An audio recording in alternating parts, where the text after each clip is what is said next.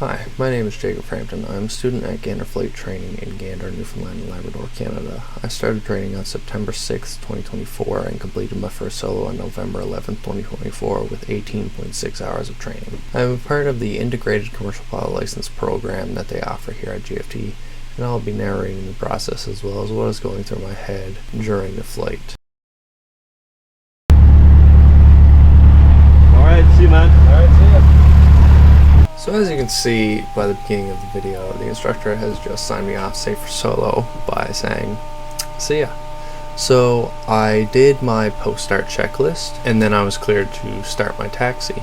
I believe this was a takeoff from runway 21, so I will be taxiing Charlie Alpha Foxtrot if you have a airport diagram.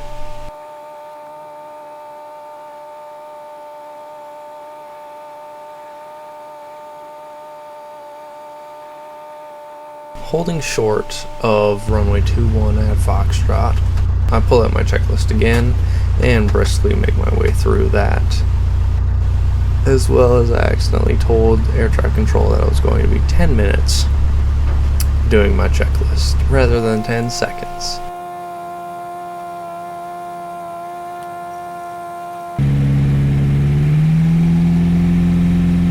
Right now, I am lining up on runway 21, which will mean I'll need to turn to the left.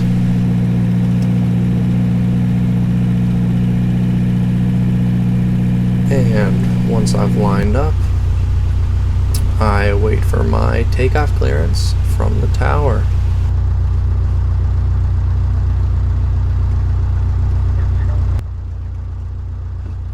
Now I apply full takeoff power, wait for my temperatures and pressures to get into the green, and make sure my airspeed is live.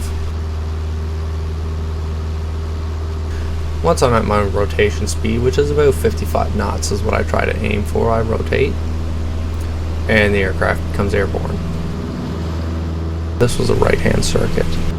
At this rate, I'll climb to 700 ASL or 200 AGL and do my checks, make sure that I got a positive rate of climb, temperatures, pressure still in the green, and my airspeed's still good. Once I'm at the end of the runway and I'm at 500 feet AGL, I will start my turn onto crosswind. Once I'm 45 degrees from the threshold of the runway, I do my turn onto downwind. Once I'm on downwind, I do my downwind checks, which is just my regular cockpit checks, as well as getting my aiming point and getting my landing clearance. So right now, I just pulled the carburetor heat and pulled the power, and I did a level right-hand turn to reduce my airspeed. Once my airspeed is in the white arc, I can put 10 degrees flaps down and start my descent. Put on 20 degrees flaps on my base.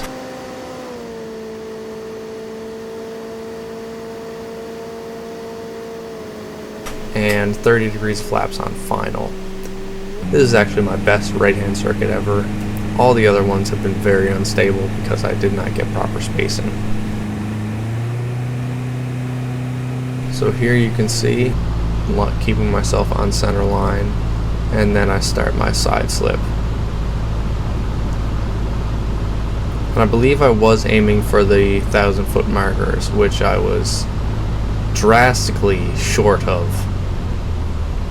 And as I landed, I noticed I was not on center line, and also my airspeed was very low, so it was not much of a flare. This resulted in a very flat landing, and it was still safe, but it was very flat. That is because the main gear touched first and not the nose wheel. So then I just taxi back off Foxtrot, and I'm holding short to do my checklists.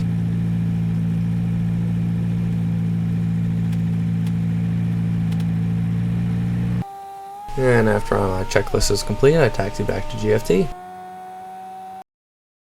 Once we're back at GFT, I do my shutdown checklist.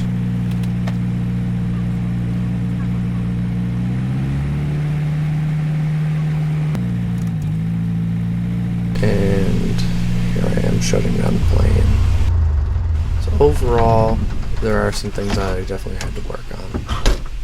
Other than that, thank you for watching.